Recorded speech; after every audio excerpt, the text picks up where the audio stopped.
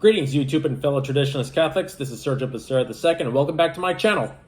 So if you've read the caption, yes, I got to see the Relic of St. Jude. Excuse me. Before I get into a further detail of this story, first things first. Last Saturday, I finally got to volunteer as an usher at my parish. So I was going to be covering Mass for the 5 o'clock Mass every Saturday from now on. And then this past Saturday was the biggest event of all time. My parish got to host the Relic of St. Jude. So here's the thing. The day before I went back to work to handle all the business of hosting the Relic at my parish, I did some research. It turns out that the Relic was going to be traveling throughout North America, and then it's been going on for some time, which I didn't even know until I was watching one video where the Relic did make a stop at one church in San Diego just a couple of months ago. So my parish got the opportunity to host the Relic. So let me just say, it was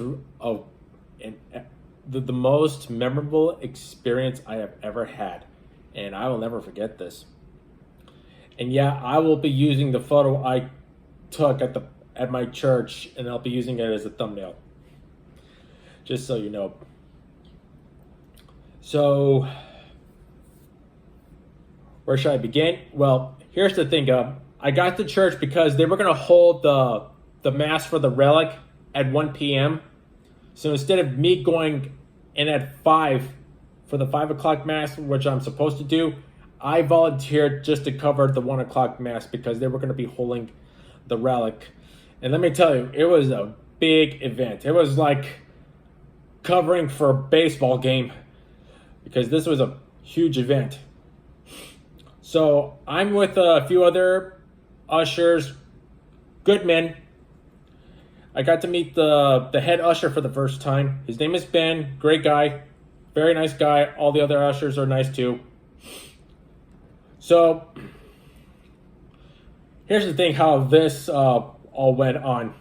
This kind of, well, there was quite a bit of confusion. Oh, I forgot to mention the name of my parish. I had to write it down because I always have a hard time trying to pronounce it. The name of my parish is San Segundo de Asti Catholic Church. And since I live in the town of Rancho Cucamonga in California, my parish is in the town of Ontario, which is my previous hometown that I was living before. So my church resides in that town, which is an old parish, by the way, very old parish, going back to the mid 1920s, 1926, which is the founding of the church. So, while I was handling with all the madness, I would say, first things first, we were going to be letting in all the elderly and the disabled people in first, so they can at least get an experience seeing the Relic up close. And then we started letting other people, just regular people, inside the church. But we had to do, like, I would say 10 at a time, probably like 10 to 20 people at a time. The thing was, you couldn't reserve seats to hold it for others that were going to be there. You can't, none of that. They had to fill it up and all that. So once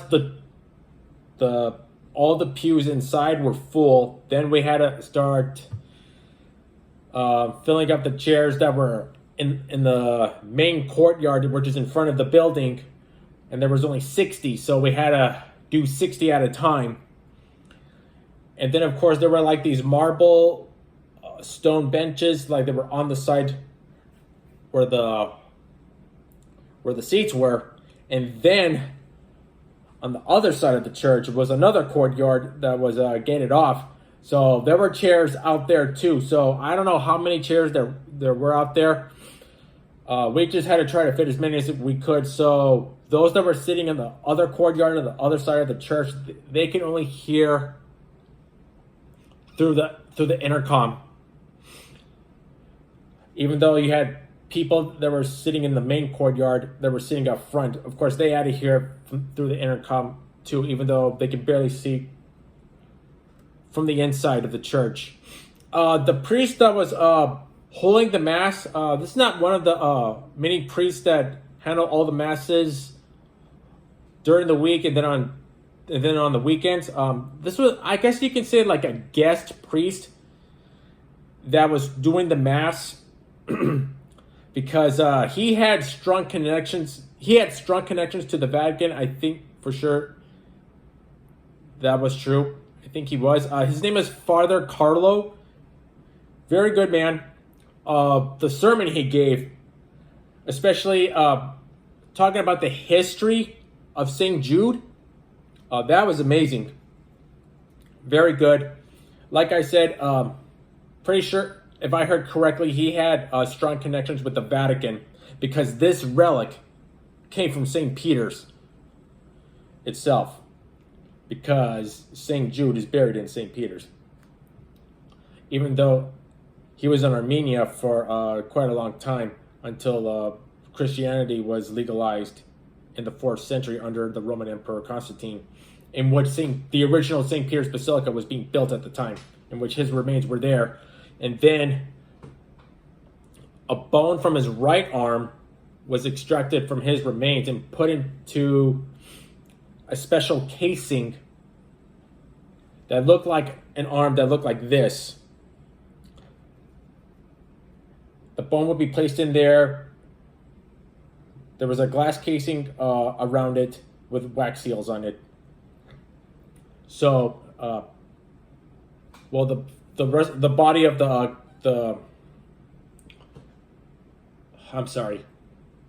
body of the casing was made of plaster, but had like a good painting over it. And then of course there was like I said, there was a glass frame and a wax seal with inside where the bone is. So Father Carlo, good man. Once again, if I heard correctly, had strong connections with the Vatican because that's where the relic was held for a long time.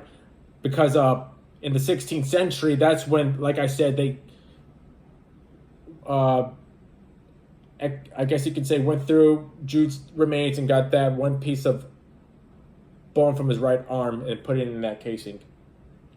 So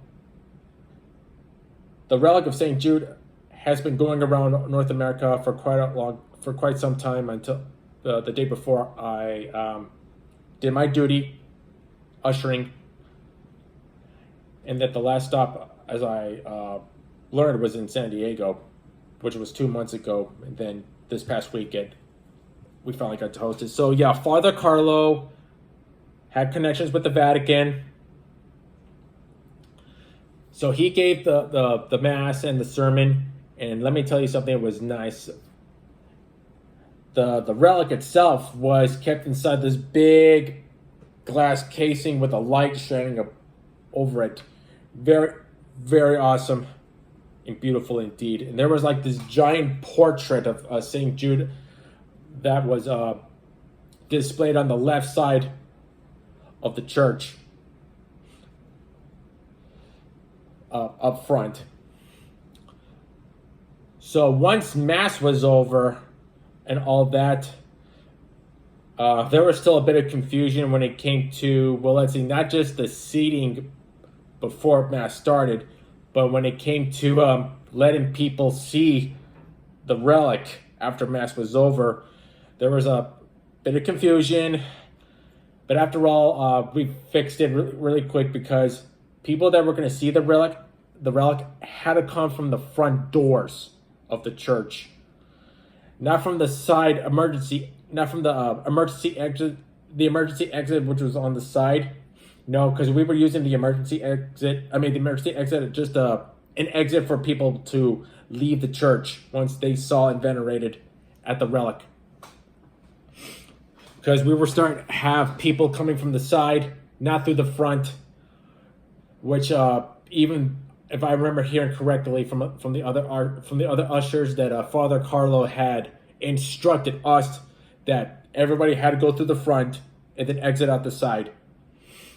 But we had people coming in from the side to go in instead of coming through the front. But here's the thing: we were supposed to. Well, here's the thing: both like we did at the beginning of the mass, the elderly and the disabled, they got to see the relic first before everybody else did. We wanted to get them out of the way first before ordinary people were just coming in. So yeah, come through the front door, exit out through the side door, which is the emergency exit. But like I said, people were coming in through the side door, even though people were sitting on the side the courtyard on the side of the building, where that door was. Excuse me. So they had to go all the way to the front, in, and then out. So yeah, that was fixed. So once that was done, by just a quarter after 4 p.m., I got to see and venerate. So I got to put my hands on the glass casing, give a quick prayer, because everybody had 10 seconds to not only pray but to venerate. And they also came in with like the figurines of St. Jude, the rosaries, Bibles, their missals, and touched the glass where the relic was. And they only had 10 seconds. All I did was put my hands on the casing, give a little quick prayer for 10 seconds, and then once that was over, I was done for the day. One of the things that we told everybody when they were coming in, have them ready 10 seconds prior before going towards the glass casing where the relic was. You couldn't leave any belongings in the pews, like your purses, your phones, whatever. You couldn't do that. You had to have everything with you as you were going to the front and then out, because we don't want to cause more traffic from the inside. Yeah, so, have everything with you. Don't leave your belongings in the pews. Have it all with you, even if you had like other things in your hands that you want to venerate at the relic. Once you got to the front, you can take pictures of the relic, but you have to do it before you got to the front. Like I said, whatever you had in your hands, like I said, rosary beads, missals, the figurines of the figurine statues of St. Jude, have that ready before you go. And if you're going to take a picture, do it 10 seconds prior, before you got to the front. Me, on the other hand, I was super fortunate. See, I got a picture of the portrait of St. Jude before I got to the front. I think I was like the fifth person in line while others were already ahead of me. And then I finally got my moment to actually take a picture of the relic up close, which will be my thumbnail, up close. And you know what? I'll leave those pictures in my YouTube community so you can see it.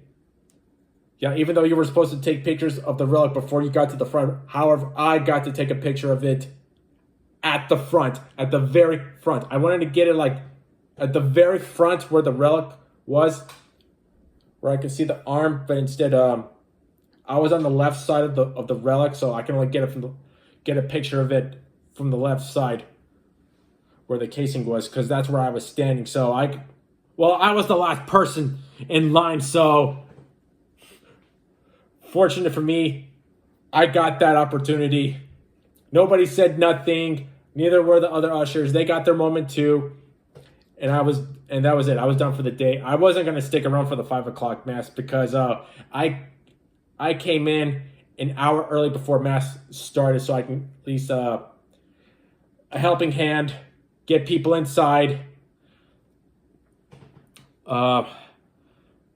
Even though it was super hot that day, like I said, I live in California, and California is like super hot. Unlike other places around the United States, California, we have tropical heat, tropical weather, because we're on the West Coast, close to, because my state is like right next to the Pacific Ocean. I've been to Georgia twice in my life, and their weather during this time of the year, it's humid. Once you step outside, you're just hot and sticky because it's humid and muggy. But here in California, tropical weather, and you're like baking out in the sun like a cookie. And it was a little over 100 degrees that day. And I was wearing a white dress shirt and a red tie that day. All the other ushers were wearing suits that day. Me and another guy were the only ones wearing a dress shirt and a tie. I was wearing a red tie, and the other guy also a red tie. Well, just about everybody was wearing red ties. Even though I didn't wear a full suit, just a white shirt and a tie, just like the other guy that I just mentioned. Shirt and tie, but no big deal. But since it was a big event that day, yeah, the other ushers were wearing a full suit, and I can't believe they were wearing a suit in this extraordinary heat. Me, I felt a little bit more comfortable, just a shirt and tie, even though I was wearing a white undershirt underneath. I don't know how. I don't think I wouldn't be able to withstand walking around in a full suit, knowing I'd be sweating like crazy.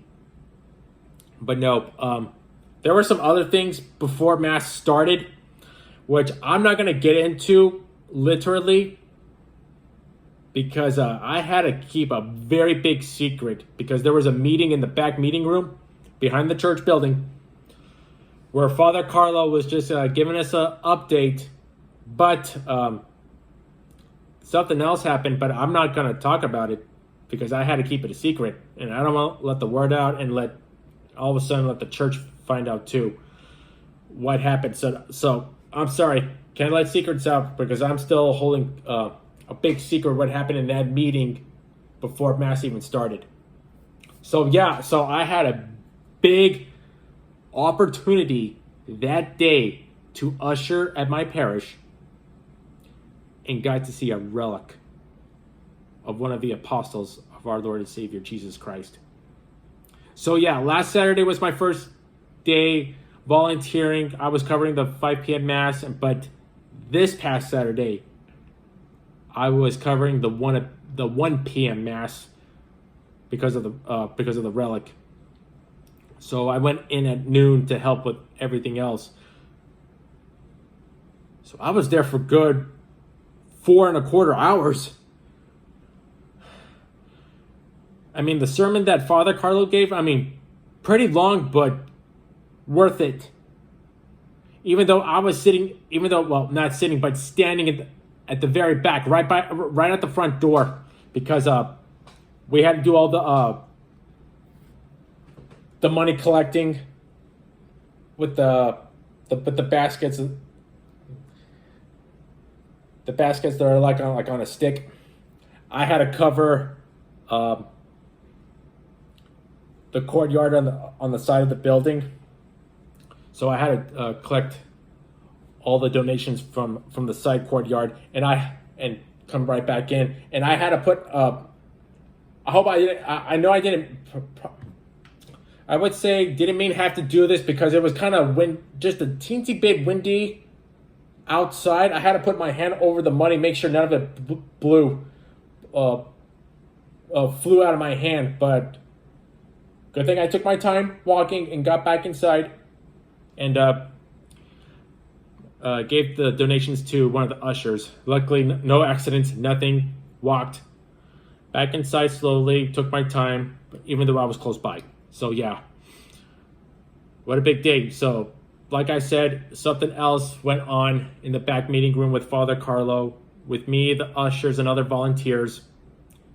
Something I cannot say because it's a big secret, and I want to let nothing else because I don't want to let this video spread and let others know what happened, because I don't want to get the church in trouble. So yeah. Even when Mass was still going on and I was still working from outside, even though we had a crowd on the left side of the building because people wanted to get in. Even though, like I said, it was hot that day. And I was surprised to see that one of the usher boys was dehydrated. He was dehydrated, it looked like he was getting ready to faint. Looked like, without a doubt, he didn't have any water. Luckily, there was free water at the church for this big day. So we gave the altar boy water. He started to recover a bit, but I think he was done for the day. I don't think he was able to hold on much longer. Luckily, we had paramedics on standby because of this.